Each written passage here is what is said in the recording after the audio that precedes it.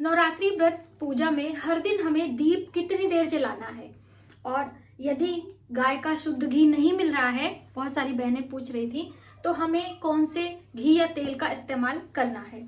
और फूलों के बारे में बहुत सारी कंफ्यूजन है कि हम फूल एक दिन पहले ही खरीद के ले आए तो माता रानी के पूजा में इस्तेमाल कर सकते हैं अथवा नहीं।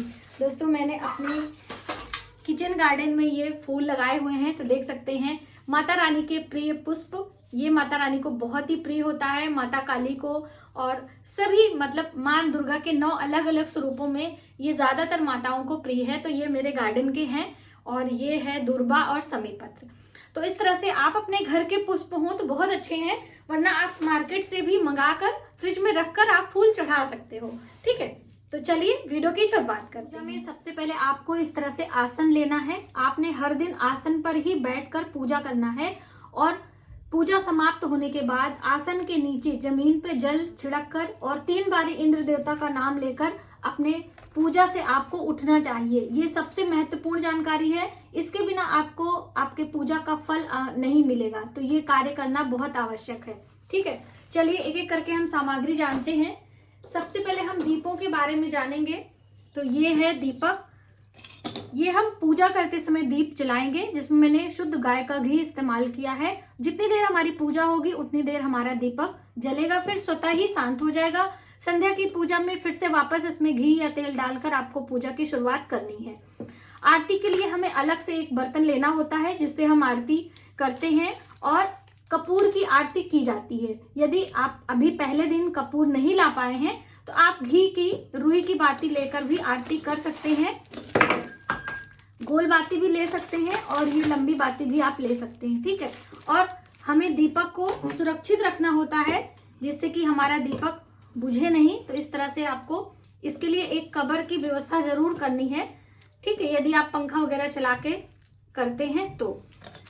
हर दिन आपको सुबह शाम धूप जरूर जलाना है, तो धूप भी ले लीजिए। आप चाहें तो मिट्टी के बर्तन में आपने आरती कर लेनी होती है, लेकिन हर दिन हमें इसे चेंज करना होता है, क्योंकि मिट्टी का जो होता है दिया वो एक बारी में ही दोबारा हमें नहीं जलाना होता है। और ये माचिस बॉक्स तो आपको रखना ही रखना है। दोस्तों, अशोक के पत्ते जो कि हमने कलश में लगाने हैं, और हम बंधनवार भी इसका बनाएंगे, क्योंकि नवरात्रि के दिनों में बंधनवार बनाया जाता है। तो इससे आपने अपने घर में मुख्य दरवाजे पर बंधनवार आप लगाएं, अपने पूजा मंदिर में भी बंधनवार लगा सकते हैं। आम के पत्ते भी लिए जा सकते हैं, तो अशोक या फिर आम के पत्ते आपको पहले से व्यवस्था कर लेनी है। ठीक है, और यहाँ पर कुछ पुष्प हैं, ये माता के प्रिय पुष्प हैं, और ये आम के पत्ते हैं अशोक के, और यहाँ पर गणेश जी को चढ़ाने के लिए समी पत्र है, और ये कुछ दूर्बा घास है। ठीक है, ये दूर्बा ले लीजिएगा। और फूल को कभी धोना नहीं चाहिए, ऐसे ही फूल आपको चढ़ाने हैं। यदि पानी में गलती से गिर जाए तो आपने वो फूल नहीं चढ़ाना है। फूलों के बारे में ये महत्वपूर्ण जानकारी है, आपको ध्यान रखना है। ठीक है, और मार्केट से आप एक दिन पहले भी माला पुष्प लाकर और अपने पूजा मंदिर मतलब फ्रिज में रखकर भी आप चढ़ा सकते हैं माता के लिए। तो आप पहले भी लाकर इसे रखकर इस्तेमाल कर सकते हैं। भोग मिष्ठान की हम बात करें तो भोग में आपको मौसमी फल लेना है, जो भी आपके घर में हो मौसमी फल ले लीजिए। दूध से बनी मिठाइयाँ हम भोग लगाते हैं, तो वो हम ले लेंगे। और इसके साथ में पंचमेवा, ये आप सारे ये सूखा नारियल है, इस सब चीजों को एक कंटेनर में मिश्री के साथ भर के रख दें, और सुबह शाम आपको भोग लगाना होता है। या फिर माता रानी के प्रिय भोग जो आते हैं 9 दिन 9 अलग अलग माताओं के लिए, तो वो भी आप ले सकते हो। ठीक है, और भोग प्रसाद चढ़ाने के बाद आप पूजा उठने से पहले भोग उठा लें और अपने परिवार में वितरित करें। आप स्वयं भी खा सकते हैं। बहुत सारी बहनें कह रही थी कि मैम हम भोग प्रसाद लगाएंगे तो इसे खा सकते हैं कि नहीं, तो आप बिल्कुल खा सकते हैं। ध्यान रखें कि वो व्रत में खाने वाली चीजें होनी चाहिए, जैसे कि इलायची दाना और जो बताशे होते हैं वो व्रत में नहीं खाए जाते हैं। तो बस इस चीज का आपको ध्यान रखना है। दोस्तों, कलश के लिए हमें क्या क्या चाहिए, तो हमें चाहिए श्रीफल यानी नारियल।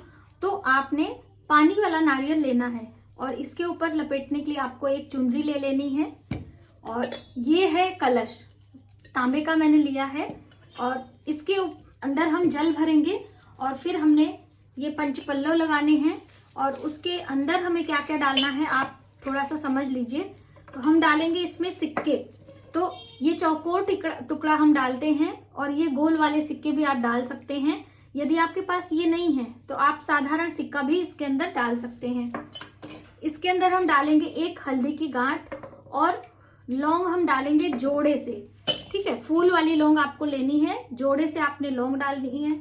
और एक हरी इलायची डालेंगे और एक हमने सुपारी डालनी है। इसके बाद इसमें आप डाल सकते हैं इत्र या फिर आप कपूर भी डाल सकते हैं। तो आप इन सब चीजों को एकत्र करके रखें और जब सब चीजों को डाल लेंगे उसके बाद इसमें हमने पंचपल्लव लगाकर एक पूर्ण पात्र रखेंगे। फिर हमने श्रीफल रखना है, ठीक है। ये हो गई कलश लगाने की। पूजा के लिए इन सभी चीजों की जरूरत होगी। तो आपको जल लेना है और ये पूजा के लिए घंटी है, चंदन है। तो ये मैंने अष्टगंध तिलक आपको नहीं दिखाया था, तो बहुत सारी बहनें पूछ रही थी कि दीदी अष्टगंध तिलक, तो ये है अष्टगंध तिलक। और ये है रोली, रोली का पैकेट मैं आपको दिखा दूं। इस तरह से ये रोली है, आपने निकाल लेना है। और हल्दी भी हमें भगवान गणेश को चढ़ानी होती है, माता रानी को भी आप चढ़ा सकते हैं। यदि आपके पास चुंदरी नहीं है तो आप सिर्फ मौली के धागे का वस्त्र पहना सकते हैं माता रानी को। गौरी गणेश पहले दिन बनाना होता है, तो आप पहले से बना के रख लें और पूजा में इस्तेमाल करें। माता रानी को हम सिंदूर भी लगाते हैं, तो आप सिंदूर भी रख लें। ये है सिक्के जो कि हम माता रानी को दक्षिणा में चढ़ाएंगे।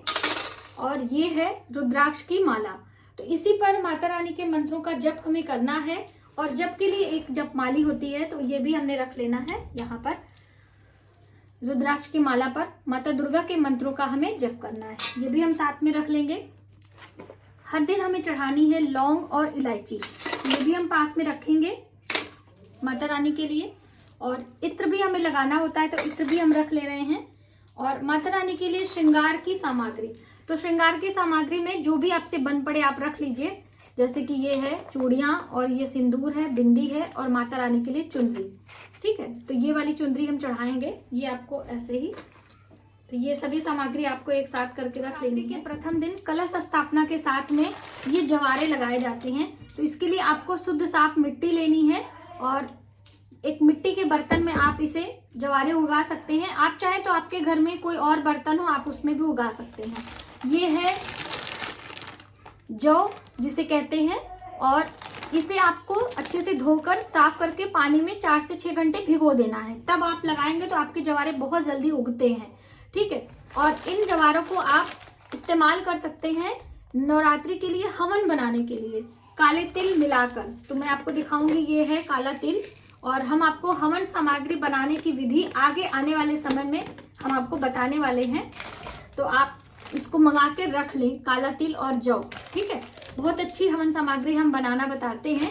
तो आपने ये जवारे लगाने हैं और कलश की स्थापना करनी है। माता रानी की स्थापना पहले दिन आपको करनी। ये हवन अगियारी की, तो ये है गाय के गोबर का ओपला और इस पात्र में हमने करना है। और आप इस तरह से ये भी ले सकते हैं और घर में काले तिल और गुड़ और घी मिक्स करके भी कर सकते हैं, ठीक है। वो भी बहुत ही अच्छा होता है, आप अपने घर में जरूर। तो हमें पाठ कौन सा करना है, तो ये है पुस्तक पढ़ने के लिए स्टैंड। ये मार्केट में बहुत आसानी से आपको मिल जाएगा, आप ले सकते हो।